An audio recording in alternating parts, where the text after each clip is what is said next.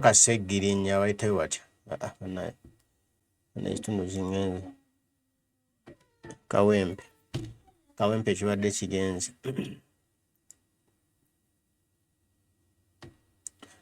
Olwaleero tuyiseeko ku Koti e Nabweru.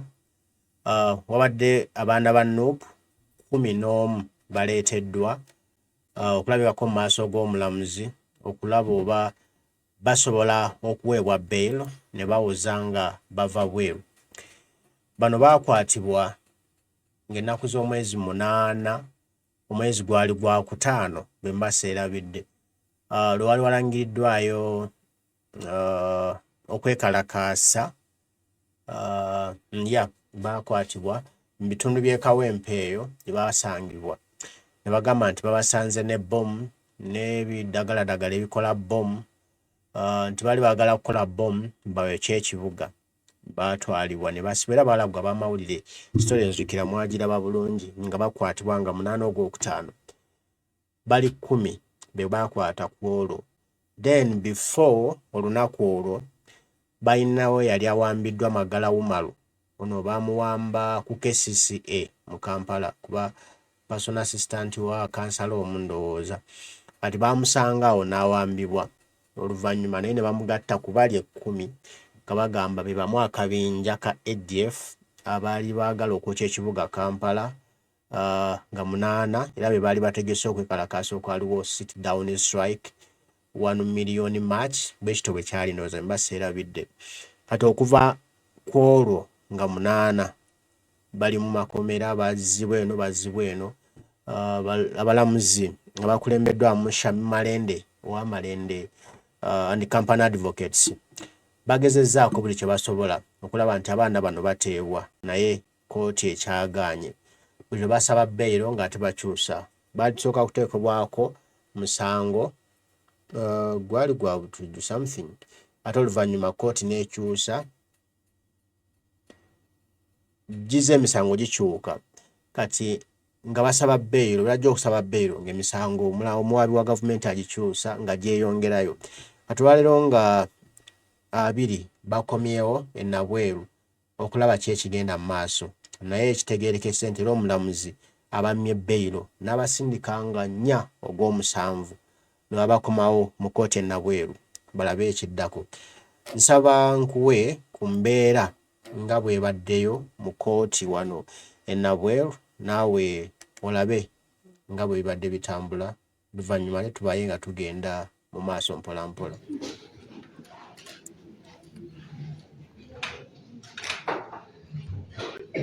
May it please you, Your Worship, I am Luyimbazi Narukola. I'm counsel for A11, Mr. Magala Umaru.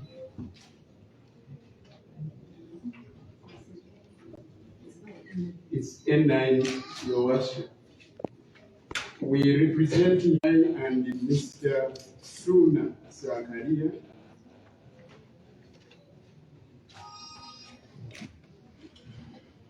The rest of the accused persons are represented by Honorable Malende Shamim,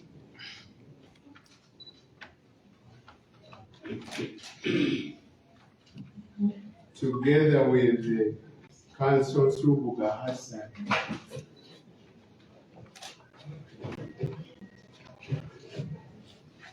Your Honor, for clarity's sake, the last 2 counts have mentioned they represent you all, so we represent them jointly.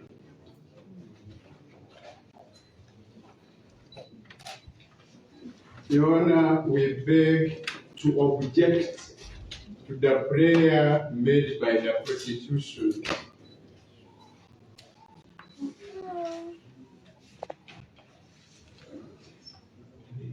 The counsel shall submit first, Your Honor.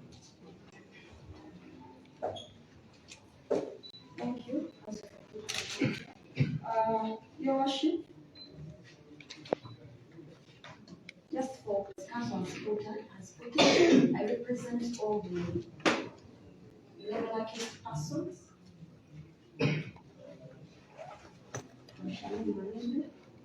and I rise to object to the prayer made by state on adjournment.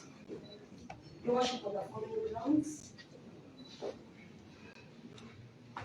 Your worship, my first ground is premised on Article 28, Clause 1.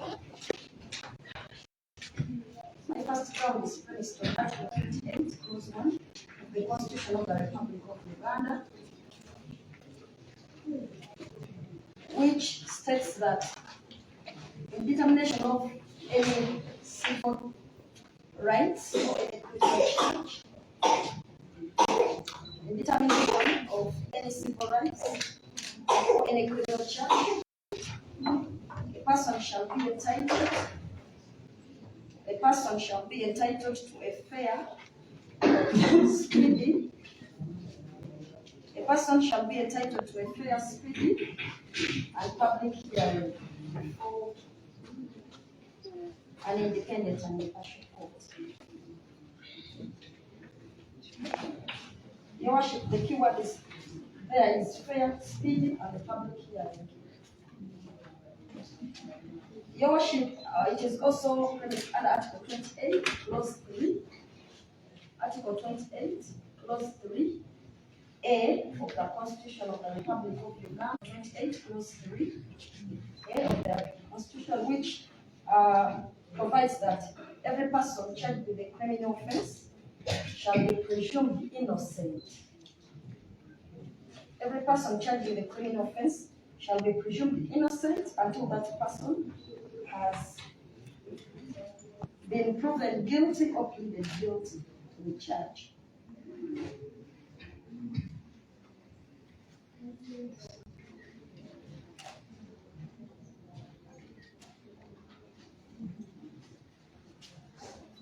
Your worship, all the 11 accused persons first appeared in this court on 19th May.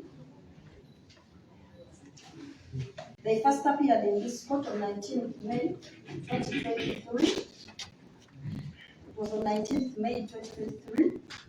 And a holding charge was read to them. A holding charge of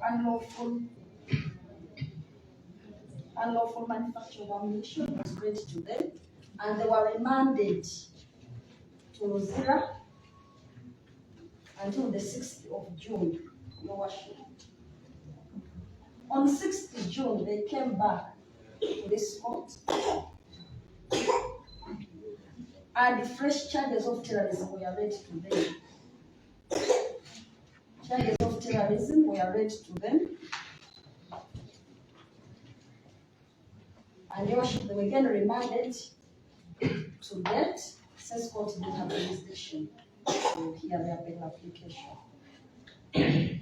Your worship, on the 6th of June,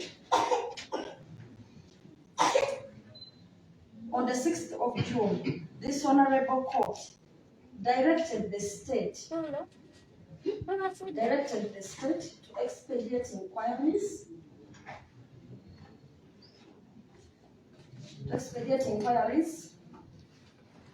and have the accused persons committed to the High Court for trial.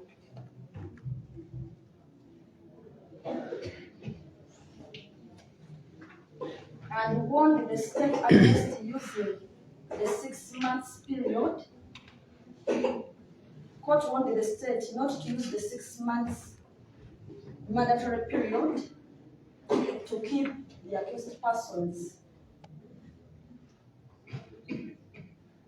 under detention or without committing them motion. Your worship, this is in line with several court judgments which have been passed. This direction is in line with several court judgments which have been made. One of which is the case of Shabahuria. The case of Shabahuria, Matia versus Uganda. Shabahuria, Matia versus Uganda, which is criminal offense number 5. Criminal case number 5. 1999, where court noted that delay in committing an accused person for trial,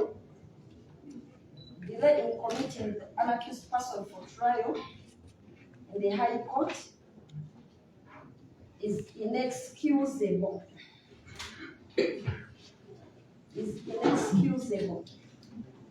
Court even went ahead to say that even the issue of resources, lack of resources, cannot be raised by the state because it is the government of Uganda that must provide the resources for administration of justice.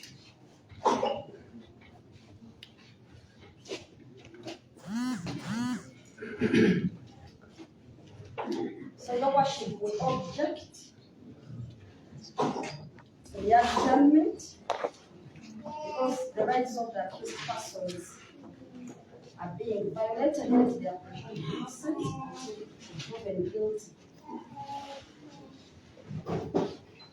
Your worship, at that point, I will invite my kind friend, Pastor Namboy, to add on the submissions and raise the matters. Your worship, may it please you, Your worship, I associate myself with submissions of Land Council Malende Shamim.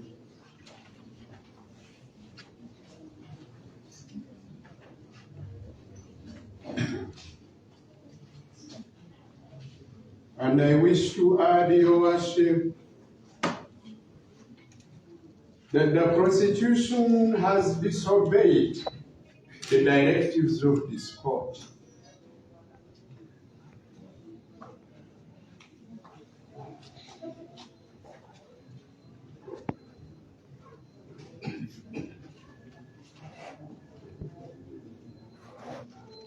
The prosecution has miserably failed to prosecute the case now before you.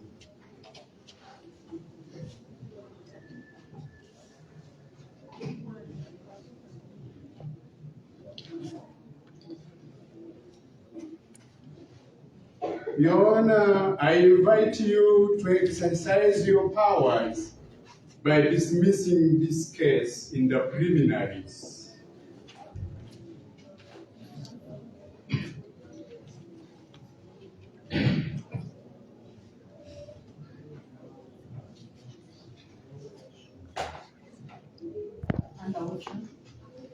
Your Honor, they have failed. Actually, it is contempt of court for prosecution failing to adhere to your directive, the directives of this court. Your Honor, that is the practice of this court. In alternative, Your Honor, but without prejudice to the earlier prayer,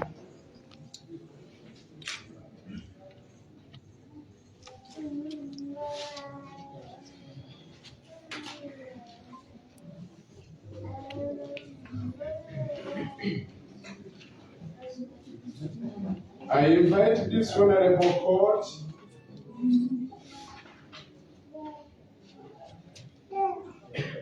to form an opinion in regard to a reference to the Constitutional Court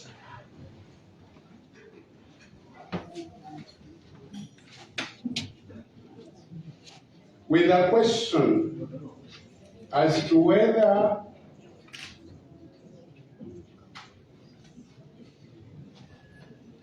it is unconstitutional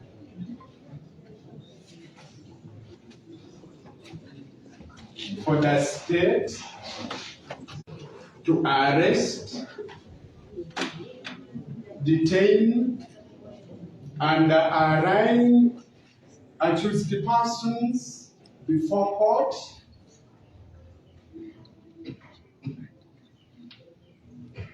before inquiries and investigations.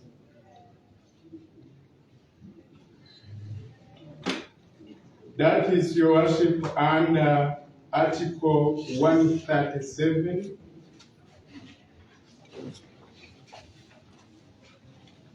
Clause 5 of the Constitution of the Republic of Uganda, which gives you powers.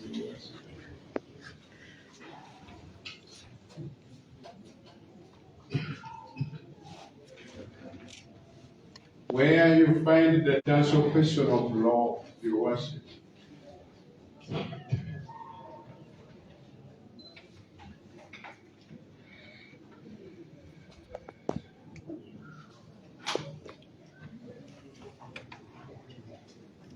Your Worship, the practice of the prosecution, rather the state,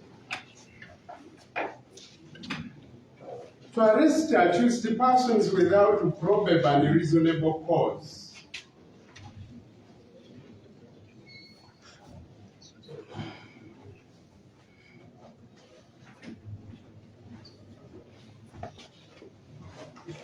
It's not only unconstitutional,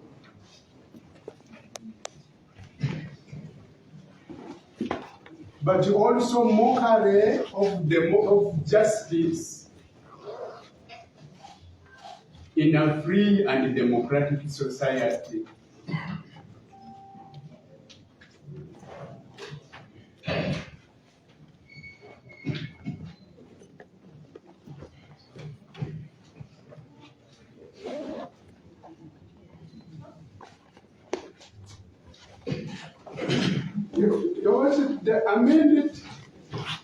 The amended charge sheet, which was presented on the 6th of this month,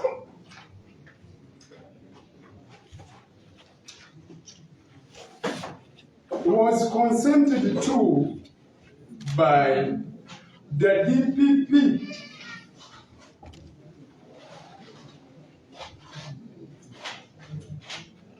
Leadership, Jenny Francis Abodo,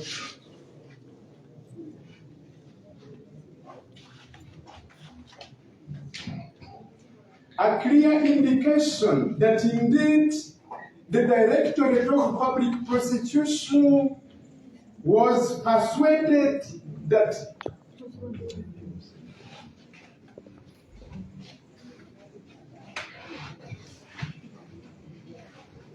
it could sustain charges against the accused persons.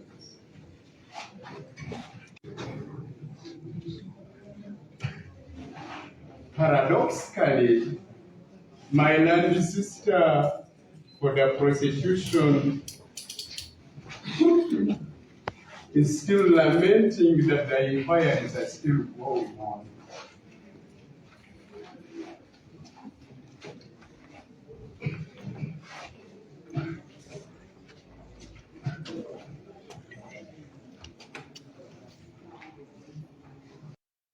naye olumu ebintu bitusobera kuba abantu abakwatibwa nga 8 ogwokutaano 8 ogw'omukaaga mwezi gumu bawezezza omwezi mulamba almost n'ekitundu nga basibe, naye nga okuva lwe baakwatibwa baatugamba babakwata ne chemicals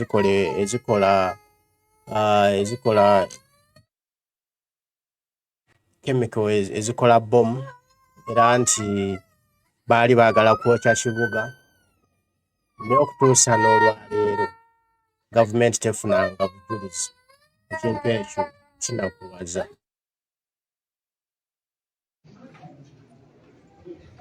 Your Worship, the procedure I'm inviting you to adopt is not novel. It has ever been applied in the case of Honorable Sam Kutesa,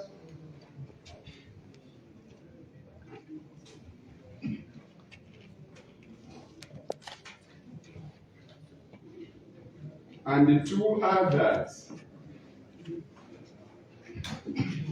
versus Attorney General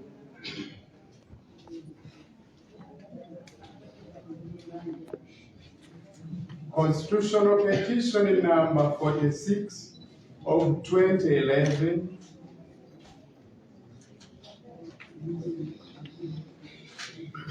and the Constitutional Reference number 54 of 2011.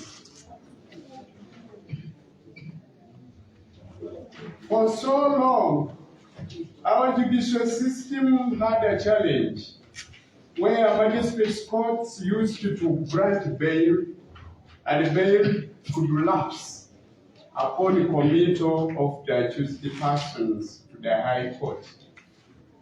And that's how this petition and the reference came about, Your Worship. Yolanda's sister formed a question for constitutional reference. That is the procedure. Your Worship, I will be inviting you to adopt.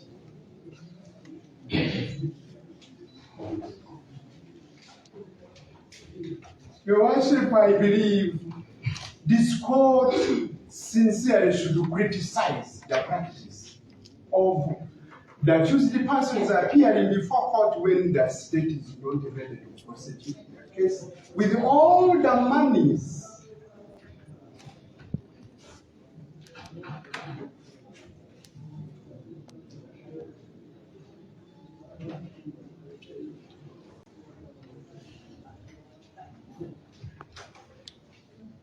And the accused persons continue to enjoy the constitutional presumption of innocence, Your Worship.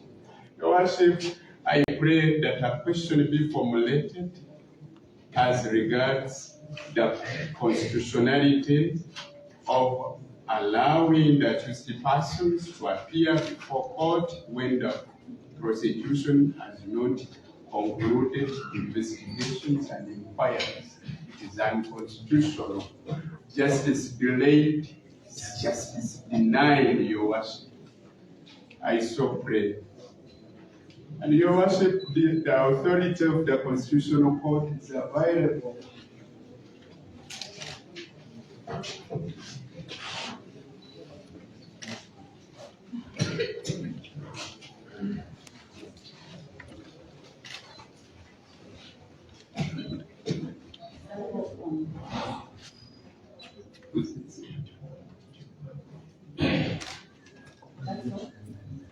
That's all, Your Worship. Your Honor, we come with prefer hour to respond to what has been raised. Please operate.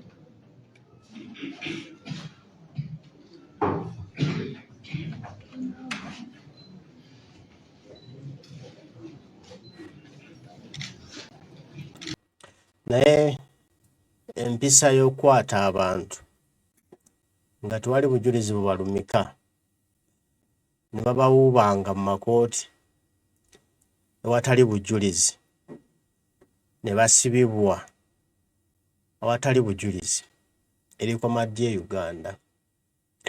Kuba abantu be mwakwata nga ne mutulaga mu mawulire nga babadde bakola bomu, abamu ne mubajjamu zisiringi ne mugamba mubadde mubalinnya kagere, babadde baagala kwokya kibuga. Kitegeeza obujulizi bwaliwo. N'ebiddagala ebyo ebyali bikola bomu bye mwalaga b'amawulire mwabijjawa. Nsubire bwandibadde obujulizi obw'enkunala bumala okulumika bano emisango egyabaggulwako. Nale gye mwasooka okubaggulako ne mugikyusa for a while nti ate kati tubaguddeko gya butujju kulya mu nsirukwe kubanga mwagala balweyo naye ate nga tebalina musango. Ebintu ebimu ngamba twandikuze mu nnoonyereza y'emisango n'obujulizi. Tumanya nti omuntu wanga tumulinaako bujulizi nga tumanyi tupanze ekiboozi twagala mubonerezaamu wiiki emu tumute naye okusiba omuntu mwezi, myezi, mwaka, myaka. Kati bano bokasi be bali mu kkomera boolaba abakwatibwa 11 bano be bakwatanga 8 baali 10 8 ogwokutaano, then ndowooza 6 5 bwe bawamba Magala Wumalu ku KCCA ne bamubuzaawo nga tusuubira balina obujulizi ne paka ne kati bagamba tebannafuna bujulizi bakyanoonyereza kati banoonya luddawo ate nga abasibe babalina mu makomera. Ebimu eby'Uganda bitusobera ne weebuuza ebibuuzo nga tulaba ansa zaabyo naye nga tulina okwekuba mu kifuba. Ssente nnyingi zifulumizibwa ziteekebwa mu byokwerinda.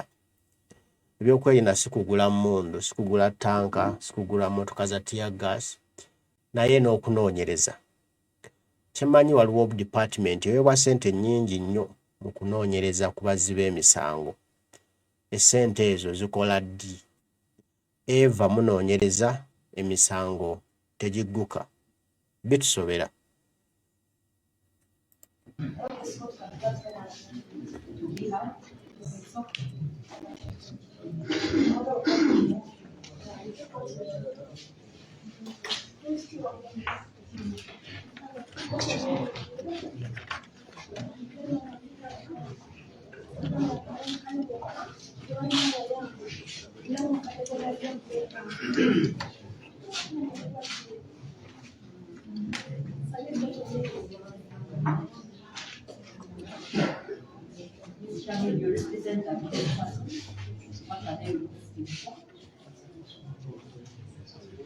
Your Worship, I think they need to hear it from the court itself that it has no jurisdiction. Maybe it should be that it is in Uganda. But I understand from the court. Also seeking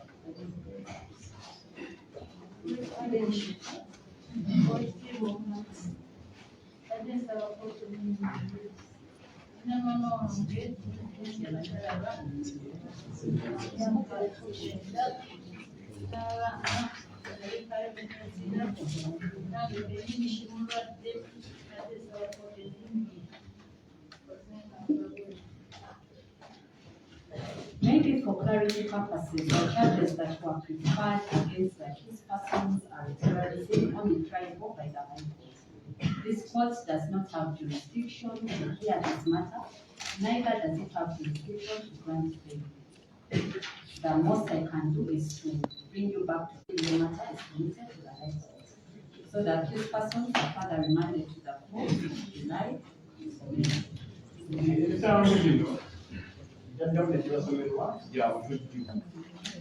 Kikooti enteyina buyinza kukitango ekyo. Ye kooti bw'akuba ng'eta nebazaayo paka nga musindikiddwa mu kooti enkulu. So muddayo kwa rimanda mpaka nga 4 ogw'omusanvu.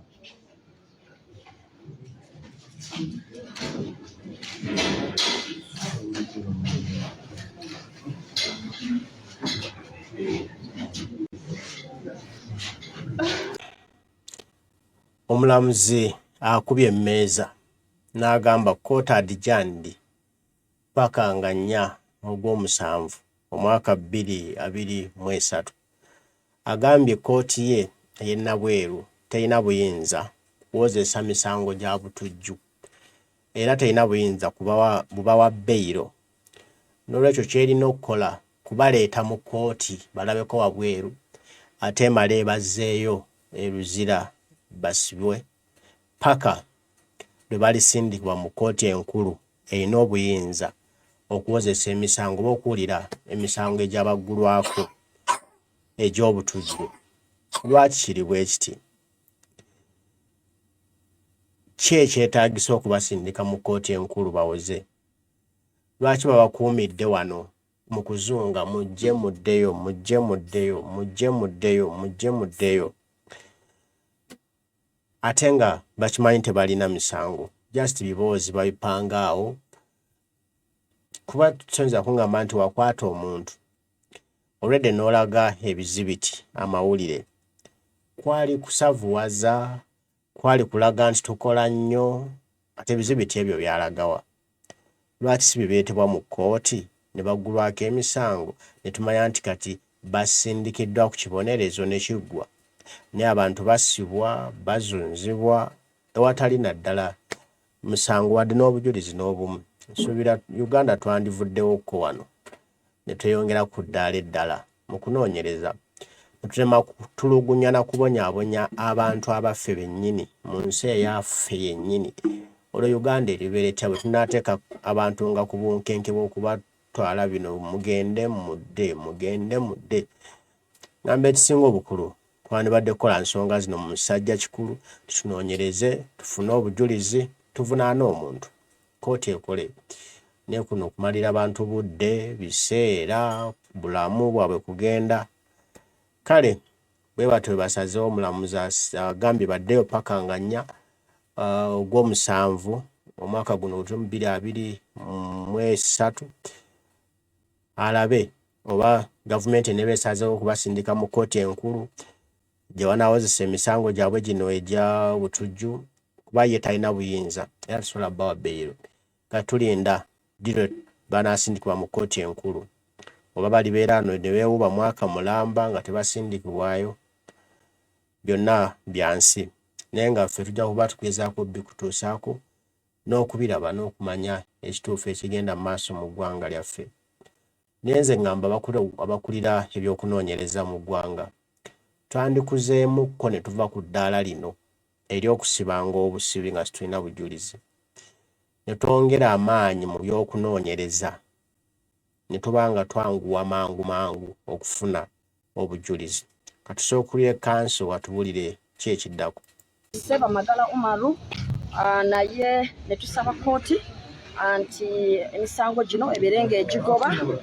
oluvannyuma lw'okuba nti no omwabi wa gavumenti azze nategeeza kooti nti bo bakyanoonyereza tebalina bujulizi ekyo tukiwakanyizza nga bannamateeka ne tugamba nti okunoonyereza kuno okw'okubeera nti abantu basibibwanga nga tewali bujulizi ekyo tukikayanyiza nnyo naye tusaba kooti ebeerenga egoba omusango guno naye kooti neetegeeza nti ebadde tesobola kugugoba olw'ensonga nti omuwabi wa gavumenti abadde akyakola ki abadde yeetaaga obudde okubeera nga addamu ku ebyo naffe ate bye tutadde mu kooti oba bye tubuuzizza mu kooti so n'olwekyo ensonga nga bweyimiridde baganda baffe bagenda kubazzaayo mu kkomera paka nga 4 Julaayi 2023 then oluvannyuma lwa 4 Julaayi 2023 bagenda kukomezebwawo wano nabweru ku kooti okusobola okulaba nti ensonga ze tubadde tuleese kooti nga twagala omusango gugobebwe zitunulwamu kooti so n'olwekyo ekyo kye tugenda okukola ki kye tugenda okubeera nga tutunuulira ku nnaku gali eri waggulu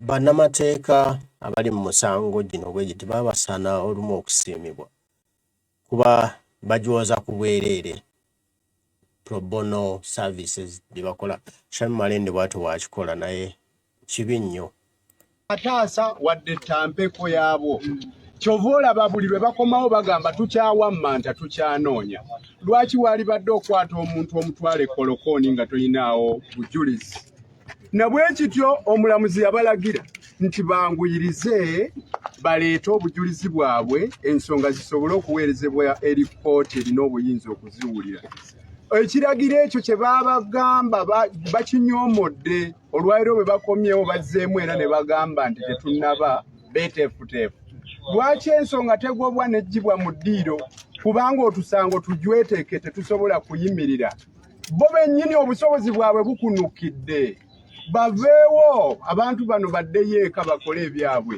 balabirire abantu baabwe mu kifo ky'obanyigiriza gavumenti erina okubakuuma nga bali mu mirembe ate yebanyigiririza wano nga terina bujulizi kyannaku nnyo ku ssente zaffe ez'omuwa omusolo ze tuwa abantu abo nga tebasobola kunoonyereza kuzuula bujulizi bwe babeerawo ateeberezebwa okuba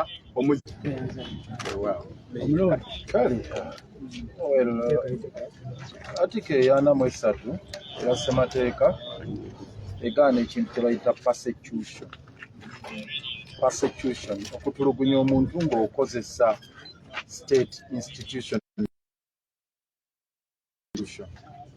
Persecution in a sense nti omusango lwe baagusooka okuguleeta tebaalina musango gwe babagulako ne bagamba baleese gye bayita holding charge.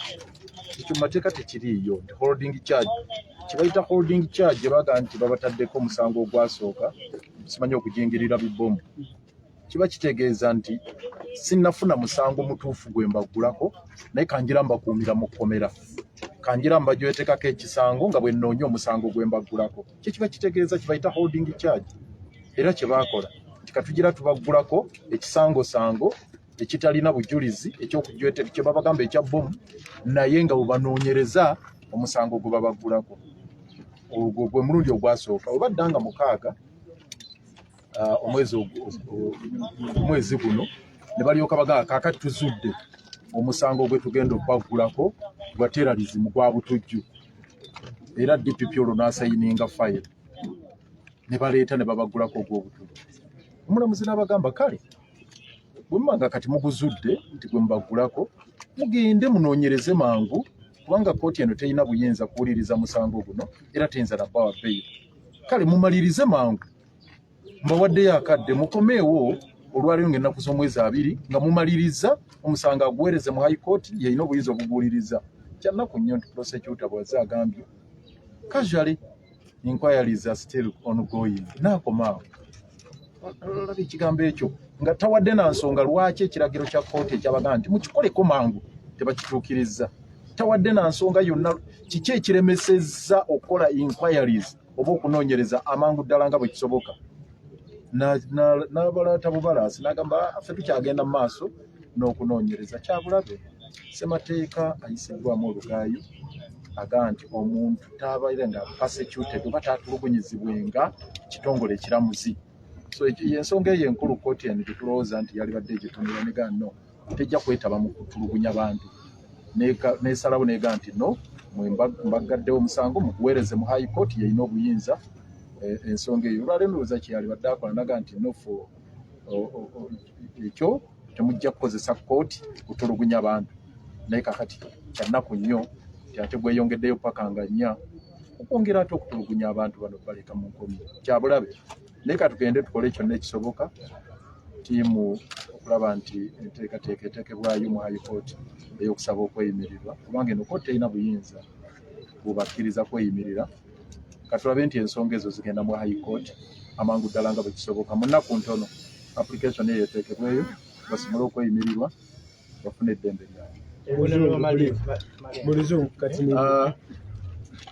Court in law, we have well-established provisions within the Constitution, specifically Article 40 of the Constitution, which proscribes persecution, especially persecution occasioned within the precincts of court. It's very, very unfortunate. It's abhorrible, and it is sanctioned or prohibited by the Constitution under Article 43. And in this particular case, we take exception of what is happening right now, because the proceedings, by their nature and the direction they are taking right now, amount to nothing else but persecution. It's no longer prosecution. You look at the trend right from inception. They started, they initiated the proceedings when they didn't have a specific charge to be preferred against their accused person. Actually, they indicated they were coming up with a holding charge. That notion itself of a holding charge is distasteful. It's awful. It's disgusting because it has no room within our constitution. It has no space. It's unconstitutional. You cannot hold somebody without a charge. Those are the provisions cited by my colleagues here when they were making submissions in the Constitution, Article 28 and others. So, and actually Article 44 prohibits in uncertain, in absolute terms, persecution. So in this particular case, they brought the accused persons before court when they didn't have even a scintilla of evidence. They had no charge against them. That's why they insist, they say what they call the holding charge, which in itself is unconstitutional. So on 6th, they said, okay, now we have come up with a fresh charge.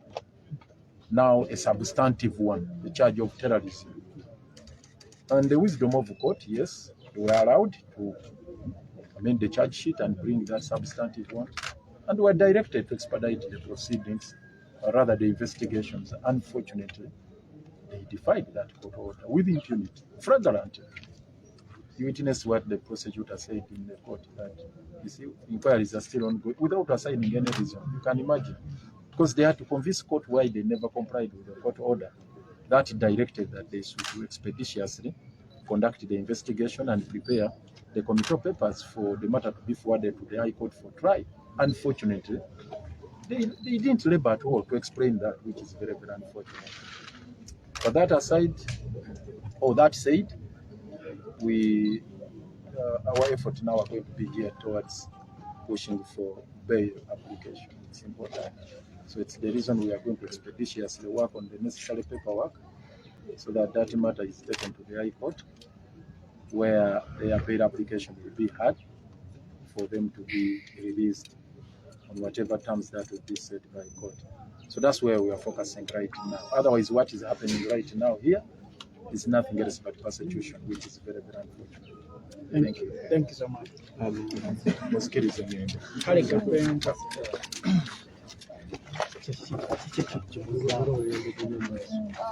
Kyetuzzaako nga bannamateeka kyakulaba nti tukola empapula zonna ezisabira abantu baffe okweyimirirwa mu kkooti enkulu. Kubanga eno kkooti terina buyinza.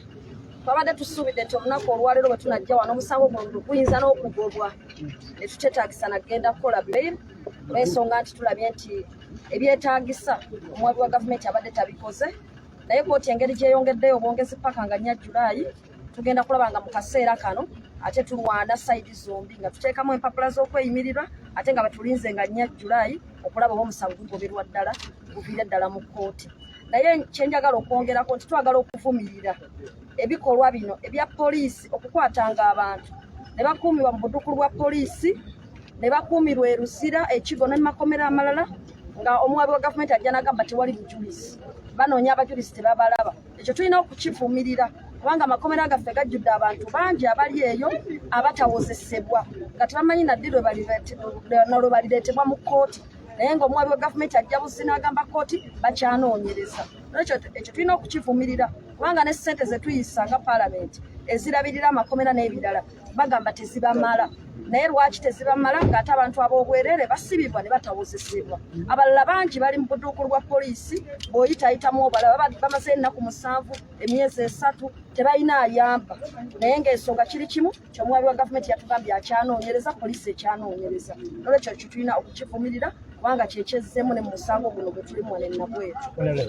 Okusinza ng'omuwabi wa gavumenti babagamba bakyanoonyereza, mmwe nga bannamateeka mulina etteeka ekisookuvunaana abawabi ba gavumenti eryo kibakwata ku nga individual nga bo oba?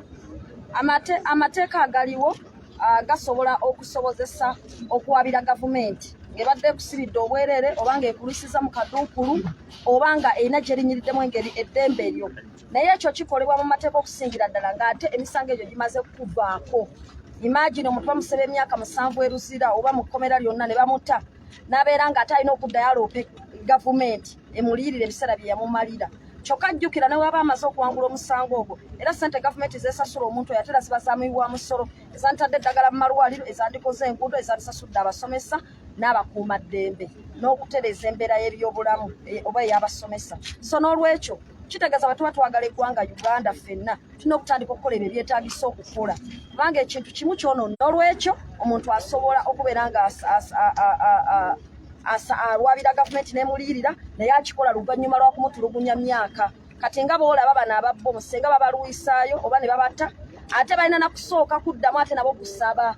Tekiri automatic nti olukuta bwe bati ogenderawo wakasha ne bakusasula.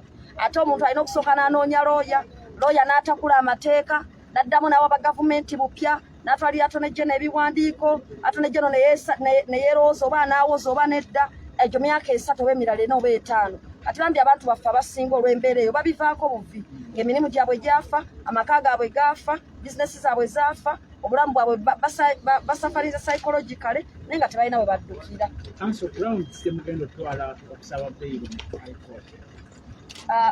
Grounds ezisinga obungi ze zimanyiddwa mu mateeka okusookera ddala abantu baffe bateeberezebwa buteeberezebwa okuba nti bazza emisango gino. Omuntu yenna bw'ateekebwa mu kaduukulu ne bw'oba ggwe enkya ne bakukwata tekitegeeza nti oba ozizza omusango. Tulina abantu bangi abali mabega w'emitayimbwa naye nga bawaayirizibwa buwaayirizibwa. Si buli gw'olaba mu kkomera oba gw'olaba mu poliisi seero nti yakola omusango. So etteeka lyakimanya bulungi twali abajja okuwaayiriza abalala nti bazza emisango ate bagiziza ne kateekawo eddembe ly'okuba nti omuntu wa ddembe okweyimira, so eyo ground esooka. Ey'okubiri, constitution ekkiriza abantu baffe okuba nti balina ebbeetu n'eddembe ly'okusaba okweyimirirwa. Okitegeera. Ekyokusatu, bano bannayuganda bakwatibwa bavudde mu Uganda tebalina gye balaga, n'olwekyo kkooti ne bwe bakkiriza okweyimirirwa bajja kuba nga basobola okudda okulipootinga. Ate balina mikwano mingi, balina ab'eŋŋanda abali redde okubeeyimirirawo n'okubakubirizanga okujja mu kkooti oba betuyita abayima oba bashurities abagenda okubeeyimirira. Balina abantu bangi abali redde okubeera nga bakola ki. Bano si bazzi ba misango. Babaddewo abakyala bali basangibwa ku ffaamu ya bambi nga bakola emirimu gyabwe ne bakwatibwa ne baleetwa ne bateekwa ku nsonga za bbomu. Bw'oyogera n'abantu bano abaakwatibwa buli omu akola nga baamuggyawwe ng'alina ku bibye, tebeemanyi na kwemanya. Kakati abantu abafaanana bwe batyo balina obuvunaanyizibwa bwabwe bwa families, abamu balina abaana abato, abalala be bamaama be bataata ewaka. So ezo zonna ensonga tugenda kuba nga tuzireeta kubanga tukakasa nti abantu baffe si bazzi ba misango, bagenda kuba nga beeripootinga paka state ng'aleese obujulizi. Ate n'ensonga endala enkulu era gye tugenda okuwaayo nti state ali mu kwetooloola tamanyi naye oba alina obujulizi oba talina. Y'ensonga twagala high court egitunulemu ng'enkulu ebeere nga abantu baffe bakkiriza okweyimirira.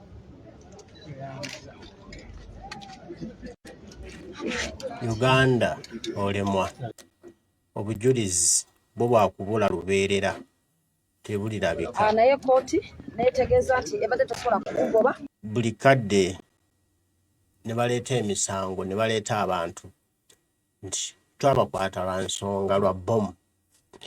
Kati bbomu ziriwa? Kuba zitwandisinziddeko okuwa obujulizi. Abantu bano ne bavunaanibwa ne baweebwa ebibonerezo. Bbomu zaddawa? Nze naawe simanyi gye zadda. Kino kitujjukizaamuko n'emabega. Lwe baakwata omukulu Kyagulanyi Ssentamu mu Arua eyo ne bagamba bamusanga n'emmundu. Omusango ogwo baamusiba ne bamukuba n'atulugunyizibwa n'amala ebbanga mu kkomera. Wabula ne bamutaako ne omusango gwa terrorism era bwe butujju. Ne batulaga bulungi emmundu ze. Emmundu zaabula n'obujulizi obukakasa ekyo bwabula, omusango ne gugobwa. Bino eby'okutulugunya abantu biriko maddi okubanga abantu basibwa ne bateekebwako emisango awatali bujulizi. Omuwaabi najja nga we are still investigating naafuka investigating. Ngamba twandikuzeemukko oba ne tuvaawo awo ensi yaffe n'esajja kulamu ne tubanguyangako ebyokunoonyereza ku bujulizi.